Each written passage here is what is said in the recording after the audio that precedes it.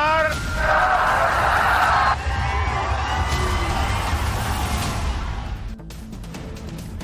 नमस्कार दर्शकों, मैं हूं नाविका कुमार और आप देख रहे हैं सवाल पब्लिक का शो मेरे साथ। और आज ये स्पेशल एडिशन है।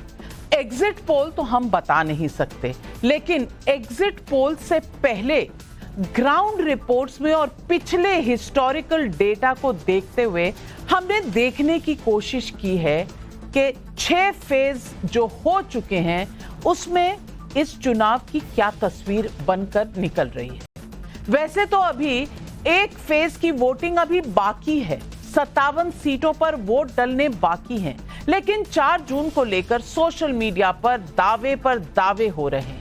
वोटिंग शुरू होने के पहले 400 पार का दावा प्रधानमंत्री नरेंद्र मोदी ने किया था। आज केंद्रीय गृह मंत्री अमित शाह ने ऐलान कर दिया कि 5 चरणों में ही 310 क्रॉस हो गए हैं। अब लड़ाई 400 पार कराने की है। लेकिन इसके ठीक उलट कांग्रेस नेता राहुल गांधी का दावा है कि 4 जून को इंडी अलायंस का तूफान आ रहा है, सुनामी आ रही है, और कह रहे हैं कि लिख के ले लो, नरेंद्र मोदी फिर से प्रधानमंत्री नहीं बनेंगे। 7 चरण के चुनाव के बाद 1 जून को टाइम्स नाउ नवभारत पर आपको सबसे सटीक एग्जिट पोल देखने को मिलेगा। लेकिन उसके पहले मैं आज चुनावी रैलियों में हो रहे दावों का रियलिटी टेस्ट करने जा रही हूं। तो आज सवाल पब्लिक का यही है कि अगली सरकार किसकी, क्या क्लियर हो गया है, 4 जून को क्या होने वाला है, यही आज सवाल है पब्लिक के लबों पर।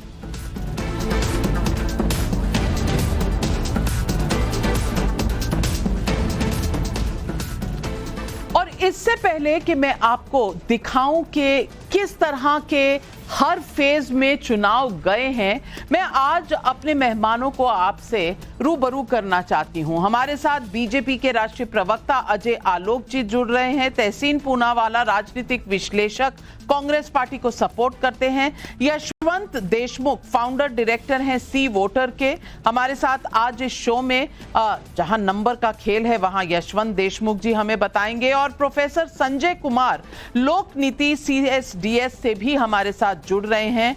नंबर सारे शायद इनकी जेब में हैं, बताने नहीं वाले हैं, क्योंकि इलेक्शन कमीशन के गाइडलाइंस इन पर भी लागू हैं, हम पर भी लागू हैं।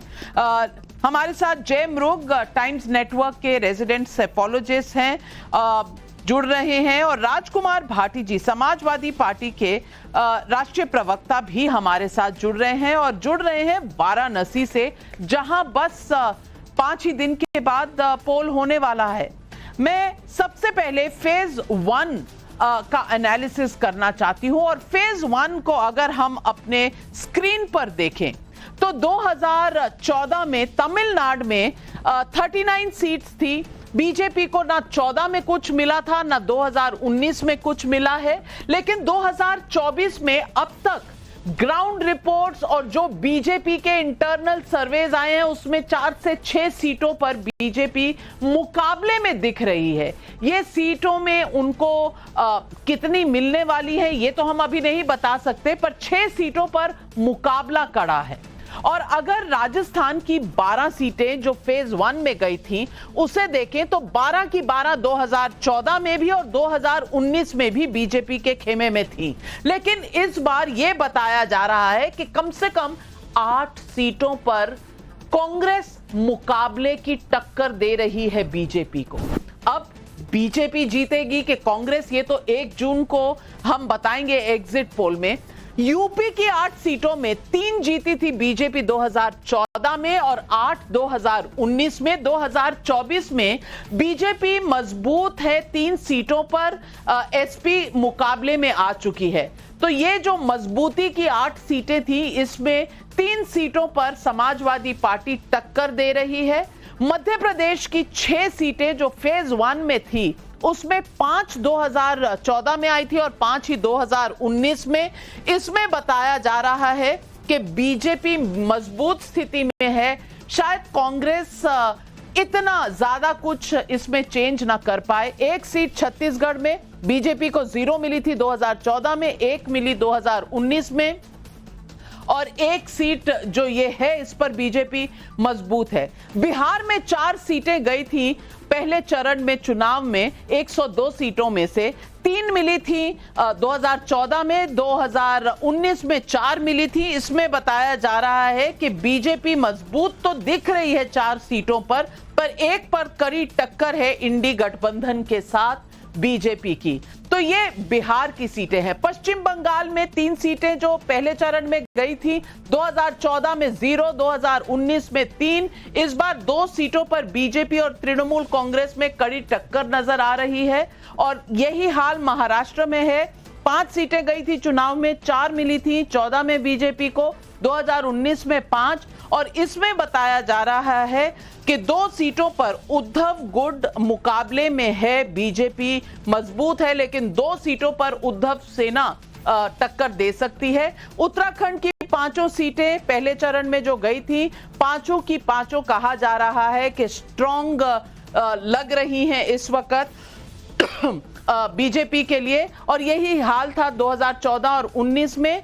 नॉर्थ ईस्ट में 10 सीटें गई थी, 2014 में 1 मिली थी बीजेपी को, 2019 में 7। इस बार 2 सीटों पर बीजेपी मजबूत नजर आ रही है और 2 सीटों पर बहुत कड़ा मुकाबला नजर आ रहा है। अब केंद्र शासित यूनियन टेरिटरीज जो हैं, 3 सीटें, 3 मिली थी 2014 में, 2019 में 1, 2 पर बीजेपी मुकाबले में है और 1 पर कमजोर नजर आ रही है। ये ग्राउंड रिपोर्ट्स हमें आ रही हैं। और असम में 5 सीटें जो चुनाव में गई थी, 4 की 4 दोनों बार मिली थी।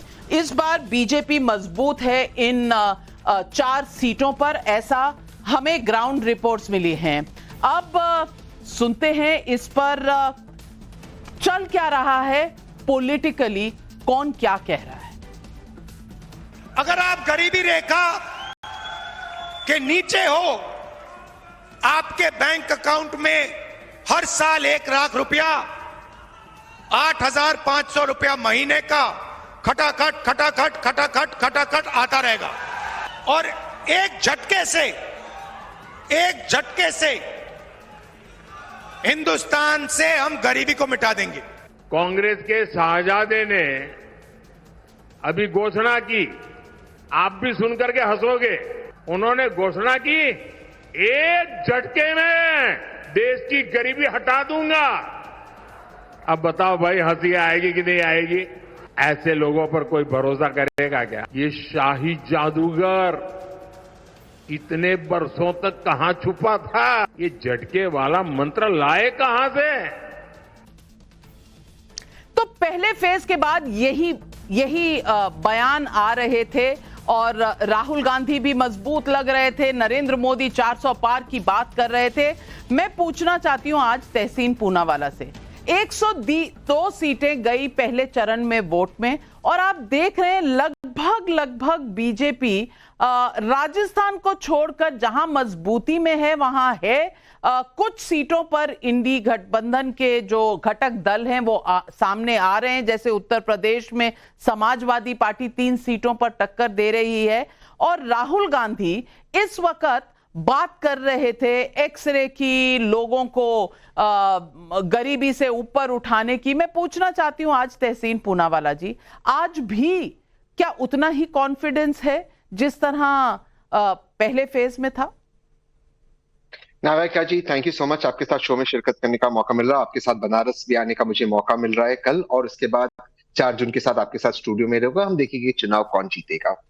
लेकिन आप ही के सर्वे जो आपने अभी आपके शुरुआती रुझान में जो आपने बताया, रुझान तो आप कह नहीं सकते, जो आपने एक अनुमान लगाया, और यहाँ पे यशवंत भाई बैठे, प्रोफेसर साहब बैठे, कि 2019 के मुकाबले इन 102 सीटों में भाजपा की सीटें कम हो रही है।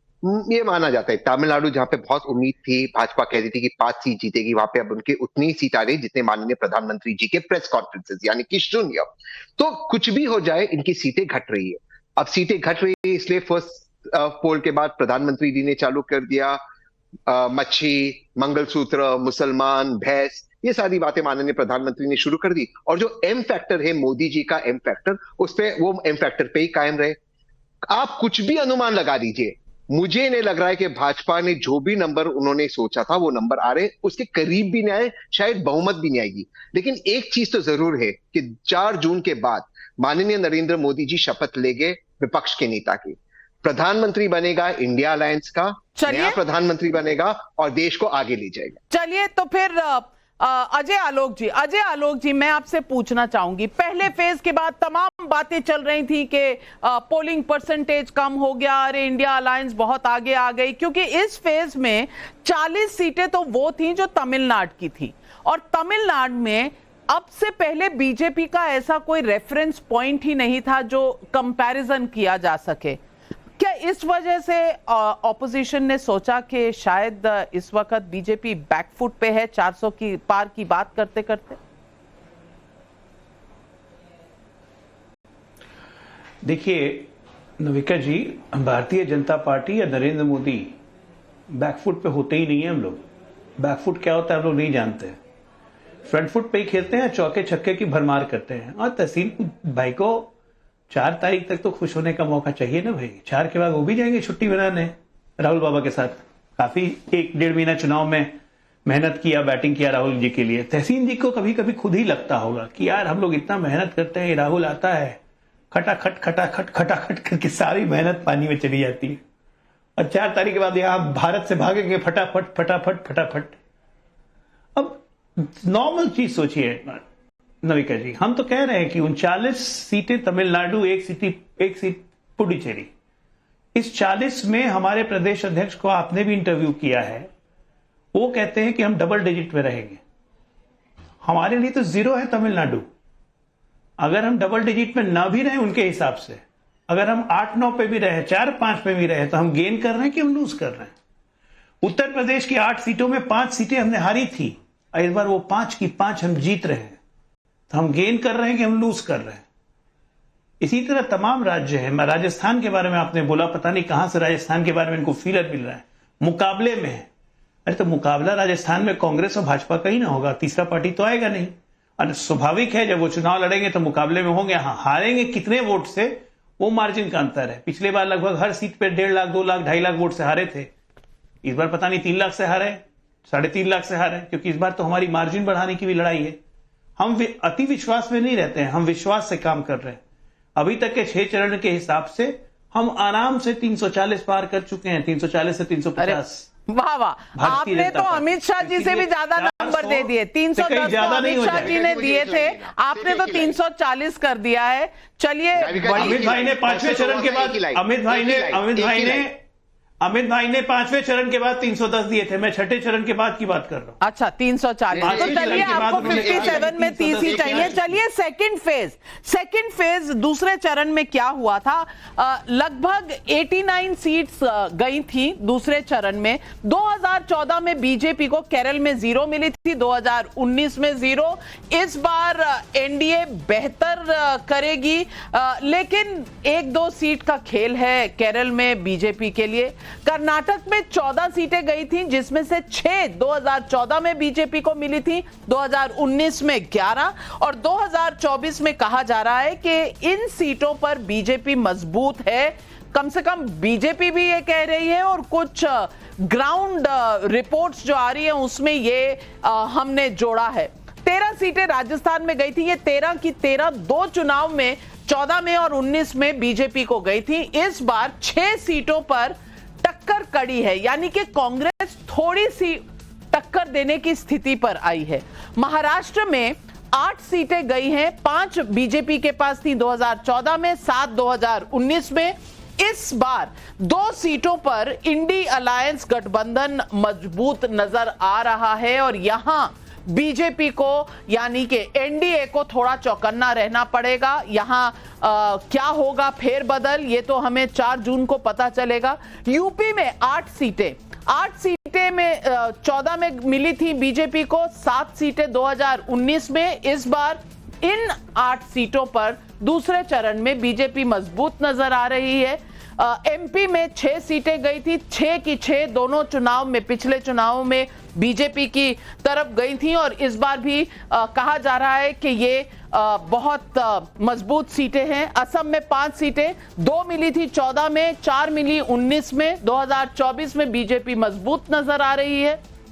बिहार में 5 सीटों में से 0 मिली थी 2014 में, 4 मिली 2019 में।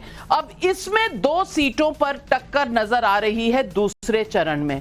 और ये अगर मैं देखूं छत्तीसगढ़ की 3 सीटें, तो ये तीनों दोनों चुनाव में बीजेपी के पास आई थी और इस बार भी कहा जा रहा है कि बीजेपी मजबूत है। 3 सीटें जो बंगाल में गई थी, 1 मिली थी बीजेपी को 2014 में, 3 2019 में और इस बार भी कहा जा रहा है बीजेपी यहां मजबूत स्थिति में है।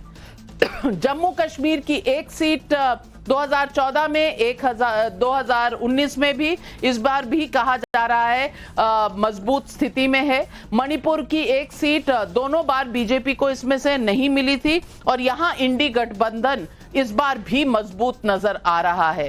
तो ये है दूसरे चरण की कुछ सीटें। और दूसरा चरण वो चरण है, यशवंत देशमुख जी, मैं आपसे पूछना चाहूंगी, जब थोड़े थोड़े स्टेटमेंट्स आने शुरू हो गए थे, एक तरफ प्रधानमंत्री जी का भाषण आया था जिसमें बांसवाड़ा राजस्थान में उन्होंने कुछ शब्द कहे थे जिस पर घुसपैठिए और मंगलसूत्र की बात हुई थी और विपक्ष एकदम से ऊपर उठकर खड़ा हो गया था। और दूसरी तरफ सैम पिट्रोडा जी की एंट्री हो गई थी इस चुनाव में इनहेरिटेंस टैक्स को लेकर, और वो जो चीनी, अरबी और अफ्रीकन बोलने की भाषा में जो उन्होंने कहा था, आप कैसे देखते हैं? क्योंकि कई लोग अपने अपने आकलन दे रहे हैं। योगेंद्र यादव ऑलरेडी कह रहे हैं 248 से 260 तक बीजेपी जाएगी। प्रशांत किशोर कह रहे हैं 300 प्लस होगा। आप कहां खड़े हैं? देखिए, दुर्भाग्य ये है कि संजय भाई मेरे और जय के ऊपर इलेक्शन कमीशन का ताना बाना है, नियम कानून से चलने की हिदायत है और हम लोग प्रेडिक्शन की डायरेक्शन में सांस भी नहीं ले सकते। और दिक्कत ये होती है नाविका कि योगेंद्र जी से लेकर प्रशांत तक जो कहीं फील्ड में अभी कोई सर्वे नहीं कर रहे हैं, लेकिन उनको पूरी आजादी है कि वो न केवल आपस में लड़ें, नंबर भी फेंकें और फिर हमसे और संजय जी से आप जैसे आप बोलेंगे कि इस पे आप टिप्पणी भी करें, तो ये बड़ी दिक्कत का काम है। अब और हमारे सामने कुलबुलाहट ये होती है नाविका कि जैसे ना कभी कभी ज्ञान का बोझ बहुत ज्यादा भारी लगता है, क्योंकि आपको जानकारी है, अब सामने वाला बिल्कुल सरासर फेंक रहा है और आप बैठ करके कुछ कर भी नहीं सकते। पेट में गुड़गुड़ हो रही है, पेट में गुड़गुड़ हो रही है यशवंत देशमुख जी। कुलबुलाहट बहुत होती है, कुलबुलाहट बहुत होती है, इसलिए हम लोग केवल यही है कि भाई जितना शराफत से आएगा कि भाई तो मुझे 2-3 चीजें मैं आपके लिए सरल कर देती हूं। राम लहर है कि नहीं है, मोदी लहर है कि एंटी मोदी लहर है, राहुल गांधी लहर है या इंडिया अलायंस लहर आपको कहीं नजर आ रही है? बस इनका जवाब दे दीजिए। नाविका, मैंने बहुत सोच समझ के एक लाइन का इस्तेमाल किया था, हालांकि हर कोई अपनी अपनी सुविधा के हिसाब से उसको ले। मैंने बोला ये जीरो वेव इलेक्शन है और जीरो वेव इलेक्शन के पीछे मेरा कहने का मंतव्य जो था वो ज्वार भाटा के ऊपर था। मैंने बोला था कि भाई चुनाव में या तो ज्वार आता है या भाटा आता है, दो में से कोई एक चीज आती है। 2014 में ज्वार आया, 2019 में ज्वार के ऊपर एक और ज्वार आया, अब 2024 में भाटा आया या नहीं आया, ज्वार और नहीं दिख रहा है उसके ऊपर।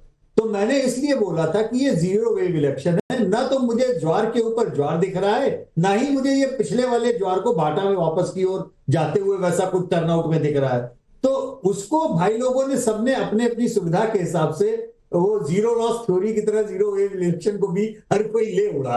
अब अंतर केवल इतना है कि उसमें इतनी सी चीज समझने की है, पूरे 6 फेजेस में नाविका, अगर आप पूरे भारत के नक्शे को उठा लें किन राज्यों में टर्नआउट बढ़ा या गिरा, बहुत सिंपल सी थ्योरी है। जिन राज्यों में चुनाव पूर्ण अपने सर्वे और ट्रैकर्स में हम सभी लोग, संजय भाई, हम और जय, हम सभी लोग बहुत शुरू से कह रहे थे कि सबसे ज्यादा कांटे का मुकाबला आपको पश्चिम बंगाल में दिखेगा, बिहार में दिखेगा, महाराष्ट्र में दिखेगा, कर्नाटक में दिखेगा। इन 4 को हम लोगों ने हमेशा बैटल ग्राउंड स्टेट बोला।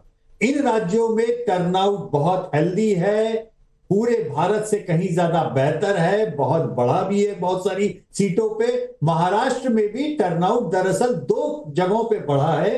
एक तो जहां बीजेपी वर्सेस कांग्रेस की सीधी टक्कर है वहां टर्नआउट बढ़ा है, दूसरा 2 सेनाओं की घर की जो लड़ाई है उसमें टर्नआउट बढ़ा है। असली सेना नकली सेना का रिजल्ट तय करेंगे, लेकिन चाचा भतीजे की लड़ाई में टर्नआउट डूब गया है। वहां पर शायद उन यानी शरद पवार अजीत पवार नहीं है, हाँ जी, उनमें कोई लोगों का इंटरेस्ट नहीं है, इसलिए शायद वो टर्नआउट वहां पे गिर गया।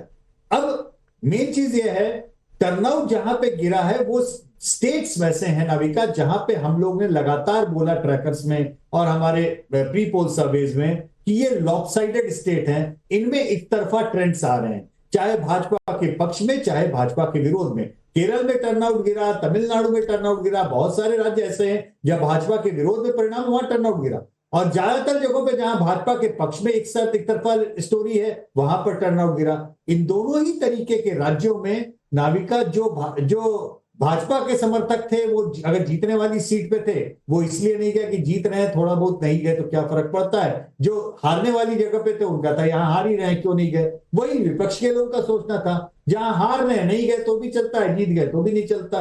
तो थोड़ा बहुत लॉपसाइडेड कंटेस्ट, एक तरफा मुकाबला होने के कारण कुछ जगहों पे कुछ लोगों का रुझान मतदान को लेके कम हुआ है, लेकिन उन्हीं राज्यों में जिन सीटों के ऊपर बहुत तगड़ा कंटेस्ट हुआ वहां पर टर्नआउट बढ़ गया। पूरे राजस्थान में टर्नआउट ड्रॉप हुआ लेकिन बाड़मेर में बढ़ गया। क्यों बढ़ गया भाई?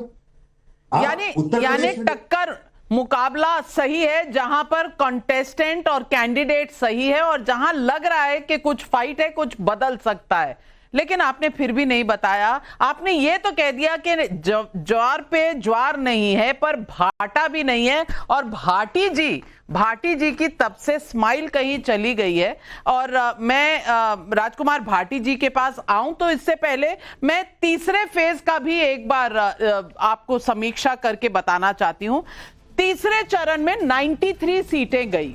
कर्नाटक की 14 सीटें, जिसमें 2014 में 11 मिली थी बीजेपी को, 2019 में 14 और 2024 में मजबूत स्थिति में, ऐसी ग्राउंड रिपोर्ट्स आ रही हैं कि बीजेपी मजबूत स्थिति में। असम में 4 सीटें गई थी, 2014 में 1 थी, 2019 में 1 थी। इस बार बीजेपी के लिए कठिन सीटें हैं, पर इस बार बीजेपी अच्छी टक्कर में है, तो यानी बढ़ा सकती है, स्कोप कुछ नजर आ रहा है, ऐसा ग्राउंड रिपोर्ट्स है। बिहार में 5 सीटें गई थी, 14 में 1 सीट मिली थी, 19 में 5। अब की बार 2 सीटों पर कड़ी टक्कर है इंडिया अलायंस के साथ, तो यानी ये 5 कम होगा ज्यादा होगा। और यशवंत जी ने अभी कहा बैटल ग्राउंड स्टेट बिहार है, इस पर सबकी नजर रहेगी। छत्तीसगढ़ में 7 सीटें, 6 गई थी बीजेपी को दोनों चुनाव में, इस बार भी बीजेपी इन 6 पे मजबूत स्थिति पर है।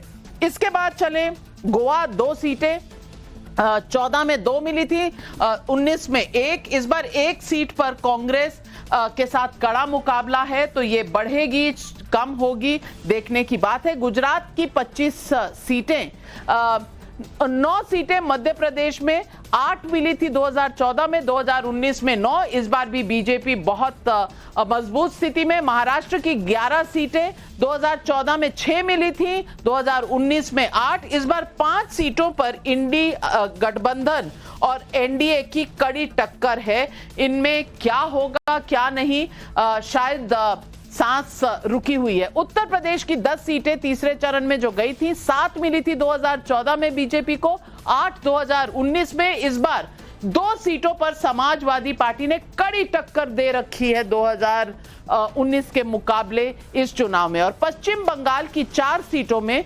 2014 में तो 1 भी नहीं मिली, पर 2019 में 1 मिली थी। इस बार बीजेपी की इस स्थिति कमजोर है इस सीट पर, और क्या उलटफेर होने वाला है ये देखने की बात है।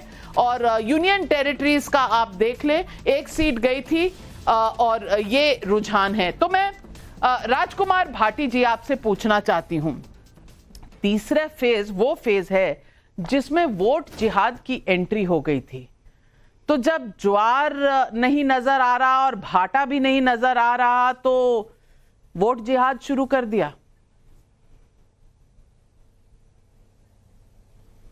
नावका जी, मैंने आपका और यशवंत देशमुख जी का विश्लेषण बहुत ही गौर से सुना, एक एक शब्द, और बहुत सुंदर विश्लेषण किया दोनों ने, और काफी हद तक निष्पक्षता इसमें बरती है। और आपने मुद्दे भी बताए कि कौन से चरण में क्या मुद्दा, बहुत अच्छा लगा। आज तो आपने हमें निष्पक्ष कह दिया, तो मैं आपको सैल्यूट कर रही हूं स्टूडियो से। ऐसा आप कभी कहते कम ही है। नहीं देखिए, जो मुझे ईमानदारी से निष्पक्षता नजर आई, मैं झूठ कभी बोलता नहीं हूं। आपने बहुत सुंदर एक एक चरण का लगभग सत्यता के नजदीक है, मुझे इसमें कोई दिक्कत नहीं है। लेकिन मैंने जो उसका अर्थ निकाला है, कोई भी इसे दोबारा सुन के अर्थ निकाल सकता है। इसका लब्बोलुआब ये निकलता है पूरे विश्लेषण का, यशवंत जी का भी और आपका भी, कि इसमें जो भी नुकसान हो रहा है वो एनडीए को हो रहा है, और जो भी फायदा हो रहा है वो इंडिया गठबंधन को हो रहा है। वो हमें उम्मीद है कि ज्यादा फायदा होगा। आपके विश्लेषण में दोनों के में थोड़ा कम दिखाई दिया। एक आपने शब्दों का हेरफेर थोड़ा सा जरूर किया कि ये इन चीजों पे तो बीजेपी मजबूत है, और यहां जो है इंडिया गठबंधन टक्कर दे रहा, समाजवादी पार्टी टक्कर दे रही है या कांग्रेस। कुछ सीटों पे हमें भी मजबूत बता देते तो हमें भी अच्छा लगता, हमारा दिल भी खुश हो जाता कि भाई हम भी कहीं कहीं मजबूत हैं। वो भाटी जी इसलिए क्योंकि ये एग्जिट पोल नहीं है, ये एग्जिट पोल नहीं है, किस तरफ जा रहा है मैं बता नहीं सकती। जी जी जी, नहीं मैं सहमत हूं, बिल्कुल सहमत हूं। लेकिन जैसा कि आपने मुद्दे की बात की, तो मुद्दे पे अगर हम देखें तो माननीय मोदी जी ने जब शुरुआत हुई थी चुनाव की, तो सबसे पहले मुद्दा ये उठाया था कि कांग्रेस का घोषणा पत्र मुस्लिम लीग के दफ्तर में तैयार हुआ है। यानी मुस्लिम लीग से शुरू हुए, फिर मंगलसूत्र आया, फिर मछली आई, फिर मुगल आए, फिर मुसलमान आए, अब मुजरे पे पहुंच गए। बीच में भैंसें भी आई और पता नहीं घर भी आए, बिजली भी आई कि आपके घर में बिजली लगी है वो छीन ले जा, कांग्रेस बंद कर देगी, कनेक्शन खत्म कर देगी, अंधेरा कर देगी। तो ये जरूर हमें लगता है कि चरणबद्ध तरीके से, चरण वाइज माननीय मोदी जी कुछ परेशान दिखे, एनडीए के नेता परेशान दिखे, और भारतीय जनता पार्टी बैकफुट पर दिखी, जिसकी सफाई अजय आलोक दे रहे थे कि मोदी जी तो कभी बैकफुट पर जाते नहीं है। बैकफुट पे तो अब वो अलग बात है कि वो बायोलॉजिकली पैदा नहीं हुए हैं, वो तो अवतरित हुए हैं, लेकिन जो अवतरित हुए थे पहले उन्हें भी कभी कभी बैकफुट पर जाना पड़ता है। रणछोड़ नाम दिया जाता है श्री कृष्ण भगवान को, जो बहुत बड़े लोकनायक हुए हैं। भाटी जी, राहुल गांधी की भाषा आप बोल रहे हैं, काउंटर आ रहा है आपके लिए अजय आलोक जी। घटिया और मैं बोलेंगे आप? मैं अपने विचार रखूंगा, अजय आलोक आपके तो रखूंगा नहीं। फुहर भाषा मत, श्री कृष्ण जी को रणछोड़ नहीं, बायोलॉजिकली पैदा नहीं हुए थे, ये विचार है आपके? यार घटिया वटिया ऐसे स्तर क्यों गिराते हो? पहली बात तो आपके ये स्तर क्यों गिराते हो? आपका बदल गया, ये क्यों स्तर गिराते हो? देना शुरू किया, समाजवादी पार्टी का एक बार भी नाम नहीं लिया, कांग्रेस के ही नाम लिए जा रहे हैं। कांग्रेस के प्रवक्ता हो गए क्या आप?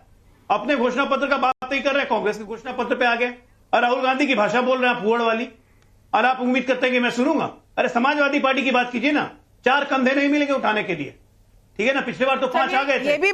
ये भी भाषा मैं नहीं चाहूंगी कि रहेगी। आज एनालिसिस कर रहे हैं, आज एनालिसिस कर रहे हैं, तो भाषा पे ना जाए तो बेहतर है। दोनों तरफ भाषा दोनों तरफ से अमर्यादित रही है। लेकिन मैं संजय जी से पूछना चाहती हूँ, संजय जी जब आप देखते हैं इस चुनाव को, एक वाक्य बोलने की अनुमति आप कृपया मुझे दे दें। ठीक है, एक वाक्य जी एक वाक्य बोलने की अनुमति देते तो आपकी बड़ी मेहरबानी होगी। जी सर। मैं भारतीय जनता पार्टी के प्रवक्ता जिनके नाम के आगे भी डॉक्टर लगा हुआ है, डॉक्टर अजय आलोक से उम्मीद कतई नहीं करता वो गली के छिछोरों की भाषा बोलेंगे, जो सौदे टाइप लोग होते हैं ना, पान के खोखे पे खड़े होते हैं। तो आपने बोली है उनकी मैंने कौन सी आपत्तिजनक बात कह दी जिस पे आप बाहर हो रहे हैं? चलिए, इनके पास कोई अच्छा शब्द नहीं है। 6 फेज में, 6 चरणों में अगर आपके बीच की जो ये दोनों तरफ से तू मैं चल रही थी, अब तक नहीं खत्म हुई, तो अब कहां खत्म होगी? अब तो एक ही चरण रह गया है भाटी जी। ठंडा पानी आप भी पिए, ठंडा पानी अजय आलोक जी भी पिए। लेकिन संजय जी मैं वापस उसी मुद्दे पर आती हूं। वेव इलेक्शन नहीं है कुछ लोग कह रहे हैं, लेकिन एक तरफ योगेंद्र यादव जी हैं, एक तरफ है प्रशांत किशोर जी, कुछ इंटरनेशनल सेफोलॉजिस्ट भी हैं। सेफोलॉजी के हिसाब से आप इस चुनाव को कैसे देखते हैं? और अब तक जो हमने देखा है उसमें आपको क्या लग रहा है? आपको लग रहा है कि डिसएडवांटेज इतना बड़ा है, सुनामी है, ज्वार है, भाटा है, तमाम शब्दों का इस्तेमाल किया यशवंत जी ने, आप कैसे देखते हैं? नाविका जी, मुझे कहीं भी नहीं लगता कि ये वेव इलेक्शन है। वेव का मतलब शायद पूरा झुकाव वोटरों का एक तरफ होता, लेकिन यूं कहूं कि अलग अलग राज्यों में छोटी छोटी तरंगें दिख रही हैं। कोई एक तरंग पूरब से पश्चिम की ओर जा रही है तो दूसरी पश्चिम से पूरब की ओर जा रही है। छोटे छोटे मुद्दे दिखाई पड़ते हैं। राम मंदिर का मुद्दा मुझे देश भर में दिखाई नहीं पड़ता। ऐसा लगता था जनवरी के महीने में कि राम मंदिर का मुद्दा एक बड़ा मुद्दा बनेगा और इसके सहारे बीजेपी चुनाव लड़ेगी। ऐसा भी लगता था कि धारा 370 का एक बड़ा मुद्दा हटाया जाना एक बड़ा मुद्दा बनेगा। लेकिन ये दोनों मुद्दे जो बीजेपी को कहीं ना कहीं बड़ी एडवांटेज दे सकते थे, ये दोनों मुद्दे बड़े मुद्दे बनते हुए मुझे दिखाई नहीं पड़े। इसी के लिए एक वेव इलेक्शन जैसा दिखाई नहीं पड़ता। ऐसा नहीं लगता कि बड़ी संख्या में मतदाता एक किसी खास मुद्दे के सहारे की एक पार्टी को वोट कर रहे हैं। अलग अलग राज्यों में, जैसा मैंने जिक्र किया, अलग अलग छोटे छोटे मुद्दे हैं। दूसरी बात, मुझे लगता है बड़ी संख्या में 14 और 19 के चुनाव में हमने देखा, बड़ी संख्या में मतदाताओं ने पहले ही वोट किसको देना इसका मन बना लिया था। पहले से तय था कि मुझे एक फला पार्टी को वोट करनी है और निश्चित है 19 और 14 का जिक्र करेंगे तो वो बीजेपी थी। इसी के लिए एक वेव दिखाई पड़ता था। लोगों में उत्साह बहुत पहले से था, उसकी कमी दिखाई पड़ती है इस बार। मुझे लगता है उन मतदाताओं की तादाद बढ़ी है जो बाद में मन बना रहे हैं, जिन्होंने बाद में अपना मन बनाया है। इसी कारण हमें वेव नहीं दिखाई पड़ता। तो अगर 2019 वाली स्थिति नहीं दिखती है, और 2019 के चुनाव में बीजेपी के लिए एक वेव था, राष्ट्रवाद पर चुनाव लड़ा जा रहा था, लोगों में उत्साह उमंग बड़ा जोर शोर था, और वैसी स्थिति अगर नहीं दिखाई पड़ती है तो कुछ न कुछ मुझे लगता है बीजेपी को नुकसान होता हुआ दिखाई पड़ता है, या उसकी कहूं पूरी संभावना मुझे दिखाई पड़ती है। और नुकसान मैं 2019 के तुलना में कह रहा हूं। कुछ ना कुछ या बहुत बड़ा नुकसान, यही तो पूछ रही हूं। नहीं, मुझे नहीं लगता है बहुत बड़ा नुकसान है। बहुत बड़ा नुकसान, ये दोनों बहुत कहूं तो वेग टर्म्स है। लेकिन बड़ा नुकसान मतलब क्या, सरकार नहीं बनेगी बीजेपी की? क्या एनडीए की सरकार नहीं बनेगी? ना, ऐसा नुकसान तो होता हुआ मुझे कतई दिखाई नहीं पड़ता। लेकिन हाँ, कुछ ना कुछ का मतलब, अगर यूं कहूं कि अगर एक क्लास में एक बच्चा टॉप करता था, उसे 97-98% मार्क्स आते थे, उसके नंबर अगर 94% हो गए तो नुकसान तो उससे हुआ, लेकिन फिर भी वो टॉपर है। चलिए, बहुत अच्छी तरीके से आपने समझा दिया। मुझे लगता है दर्शक समझ ही गए होंगे। लेकिन अब चलते हैं चौथे चरण की तरफ, और चौथे चरण में 80 सीटें गई थी चुनाव में। बिहार की 5 सीटें, ये पांचों बीजेपी के पास थी। बीजेपी इन पांचों पर तो मजबूत स्थिति में नजर आती है, ऐसा ग्राउंड रिपोर्ट्स कह रही हैं। जम्मू कश्मीर में 1 सीट दोनों चुनाव में बीजेपी को नहीं मिली थी। बीजेपी उम्मीदवार इसमें है ही नहीं, तो इसकी चर्चा हो नहीं सकती। एमपी की 8 सीटें, 8 की 8 बीजेपी के पास गई थी दोनों चुनाव में। अब 2024 में भी बीजेपी इसमें मजबूत। महाराष्ट्र की 11 सीटें 2014 में बीजेपी को गई थी, 9 गई थी 2019 में, और इस बार 9 पर बीजेपी अपनी सीटों पर मजबूत नजर आ रही है। अब देखते हैं इसके आगे तेलंगाना की 17 सीटें, 17 सीटों पर 2 थी पहले बीजेपी के पास 14 में और 4 2019 में। इस बार 10 सीटों पर बीजेपी कड़ी टक्कर में है। क्या तेलंगाना में बीजेपी को गेंस होंगे, ये सवाल बहुत से लोग पूछ रहे हैं। यूपी की सीटें, यूपी की 13 सीटें गई थी चौथे चरण में। 12 बीजेपी की थी 2014 में, 13 2019 में, और इनमें बीजेपी लगभग मजबूत स्थिति में नजर आती है। अब चलते हैं आंध्र प्रदेश की तरफ। 25 सीटें हैं यहाँ। 17 एनडीए को मिली थी, यानी कि जब चंद्रबाबू नायडू बीजेपी के साथ थे 17 मिली थी 25 में से 2014 में। 2019 में कोई गठबंधन नहीं था, और इस बार कहा जा रहा है कि 5 सीटों पर एनडीए कड़ी टक्कर में है। अब 5वें चरण की तरफ अगर हम चले तो बिहार की 5 सीटों में, पांचों दोनों चुनाव में बीजेपी के पास थी। इस बार 4 सीटों पर बीजेपी मजबूत है, पर एक सीट पर इंडी गठबंधन के साथ टक्कर में है। झारखंड की 4 सीटें 2014 में 3 मिली थी बीजेपी को, 2019 में भी 3, और इस बार 3 सीटों पर बीजेपी मजबूत है, 1 सीट पर टक्कर नजर आ रही है। यहां कुछ गेंस होंगे, देखने की बात है। महाराष्ट्र में 13 सीटें, 13 की 13 बीजेपी के पास थी। दोनों चुनाव में बीजेपी मजबूत है, लेकिन 4 सीटों पर इंडी गठबंधन के साथ मुकाबला कड़ा है 13 सीटों में से। यूपी की 14 सीटों में से 2014 में 12, 2019 में 13, इस बार बीजेपी मजबूत और 2 सीटों पर इंडी गठबंधन के साथ फाइट है, यानी समाजवादी पार्टी के साथ। पश्चिम बंगाल की 7 सीटें पांचवें चरण में बीजेपी के पास 14 में 0 थी, 2 आई 2019 में। 2024 में बीजेपी कमजोर, 3 सीटों पे टीएमसी को कड़ी टक्कर दे रही है।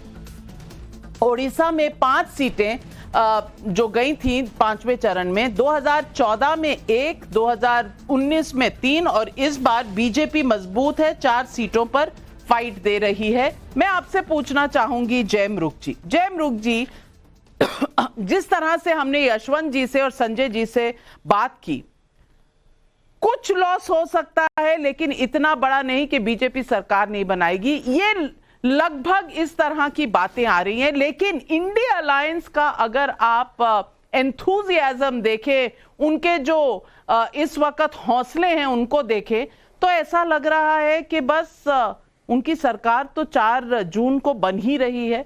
आप इस चुनाव के 6 चरणों में रुख क्या देख रहे हैं?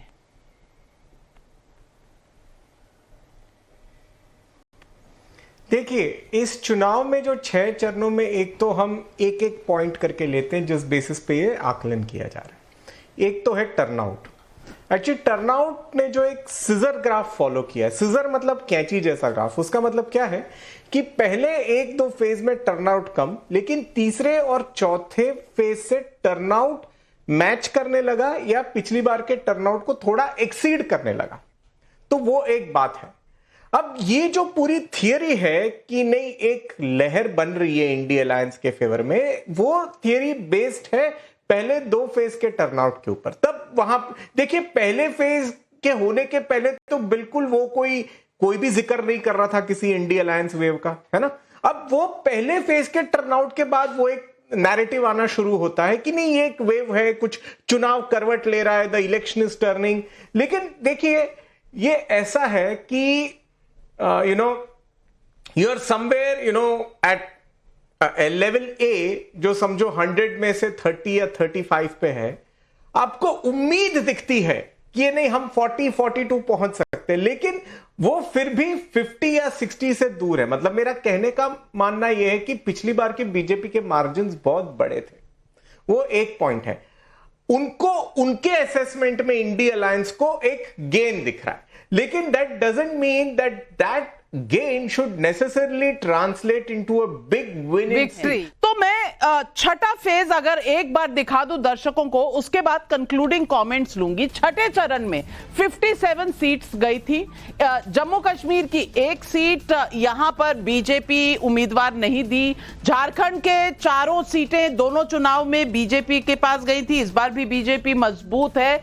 अगर हम झारखंड के बाद लेते हैं तो उड़ीसा की 6 सीटें बीजेपी को 2014 में 0 मिली थी, 2019 में 1, इस बार 2 सीटों पर कड़ी टक्कर दी है बीजेपी ने।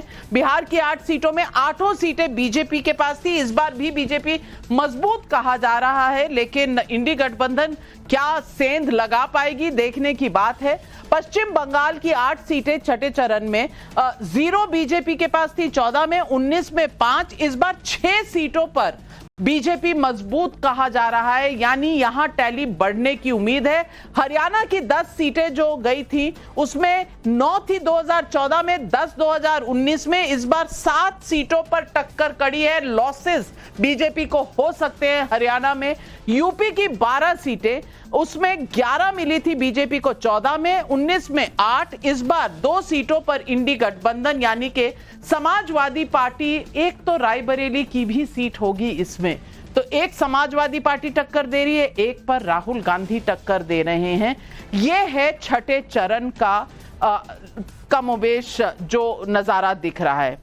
मैं पूछना चाहती हूं तहसीन पूनावाला, सबसे बड़ा जो फैक्ट निकल के आ रहा है, जरूर कुछ बीजेपी को लॉसेस होने के इस वक्त सारे सेफोलॉजिस्ट बात कर रहे हैं, लेकिन क्या इंडी अलायंस के हर सीट पर वोट परसेंटेज बढ़े तो भी इतने बढ़ेंगे कि वो बीजेपी को हरा सके जहां उनका स्ट्रांग होल्ड है, इस पर सवालिया निशान है। और हाफे मार्च से बीजेपी कहीं आगे थी, क्या उसको आप माइनॉरिटी में ले आएंगे, यानी 272 से कम ले आएंगे? इस पर सवालिया निशान हर रुझान में आ रहा है।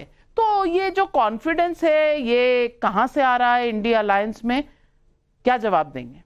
मान लीजिए कि जो जय भाई कह रहे या यशवंत भाई कह रहे, और मुझे कोई इसमें कोई मुझे संदेश नहीं कि क्यों गलत कहेंगे कि भाजपा चुनाव जीत रही है, तो फिर क्यों माननीय प्रधानमंत्री को मुसलमान, मछली, मुजरा इन शब्दों के प्रयोग करने की जरूरत थी? देखिए, आपने सवाल खुद पूछा, ये प्रधानमंत्री पे सवाल लेंगे क्योंकि जवाब इनके पास नहीं था। जवाब मैं देता हूं आपको नविका जी। 2019 में भी सेफोलॉजिस्ट, बहुत सारे सेफोलॉजिस्ट हमें एब्सोल्यूट मेजॉरिटी नहीं दे रहे थे। सच्चाई है, 14 में तो कोई सोचता ही नहीं था कि 282 आएगी। तो इसलिए सेफोलॉजी वगैरह की बात नहीं करते, हम अपने होमवर्क की बात करते हैं और जो हमारे पास हो चुका है वो बताते हैं।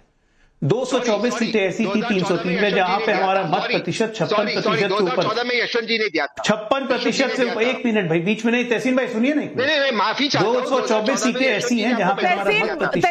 तहसीन जी बीच में ना बोले, बीच में ना बोले, समय कम है, मैं बता चुकी हूँ।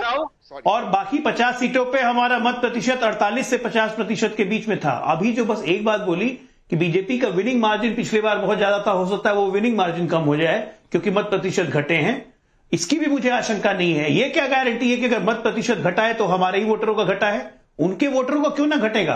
क्योंकि 400 पार का नारा तो 3 महीने से हम दे रहे थे। बहुत लोग तो जीत ही गए बीजेपी, जो हमें नहीं भी वोट देना चाहते होंगे नहीं गए होंगे वोट देने। ये क्यों नहीं सोचते हैं? बिल्कुल सही कहा आपने, क्योंकि लास्ट मिनट तक, जब तक लास्ट वोट अंदर नहीं जाता, जो कि जाएगा 1 तारीख को, जिस दिन हम एग्जिट पोल लेकर आएंगे, कोई साइड ये नहीं कहने वाली अरे भाई एडवांटेज दूसरी साइड को है। ये तो हम मानते हैं।